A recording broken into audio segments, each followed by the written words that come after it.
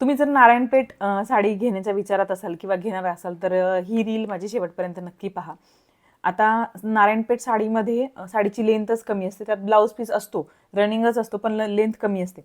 आता मी कुर्तीच्या हिशोबावरून तुम्हाला सांगते, कारण साडीचा साईज नसते, तर मी कुर्तीच्या हिशोबाने सांगते. जर मीडियम, लार्ज किंवा स्मॉल साईज ह्या साईजमध्ये तुम्ही जर कुर्ती घालत असाल तर ती साडीला रनिंग ब्लाऊज कट करून तो तुम्हाला साडीच्या प्लेटिंग्स पण छान येतील आणि ती साडी तुम्हाला घालता पण येईल. पण तुम्ही जर एक्सेल किंवा डबल एक्सेलची कुर्ती घालत असाल, जर तुमची तब्येत जर थोडी जास्त असेल, तर तुम्हाला त्यातला रनिंग ब्लाऊज काढता येणार नाही, कारण त्याच्या प्लेटिंग्स खूप कमी होतात. म्हणजे जास्तीत जास्त 4च होतील आणि ती साडी तुम्हाला पुरणार नाही.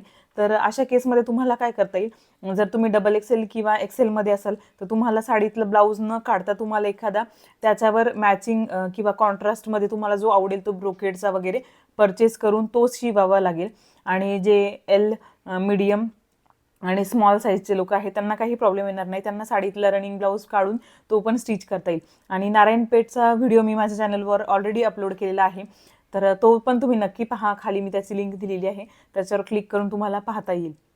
आणि जे पण नारायणपेठ लवर्स असतील त्यांना माझा हा व्हिडिओ नक्की शेअर करा.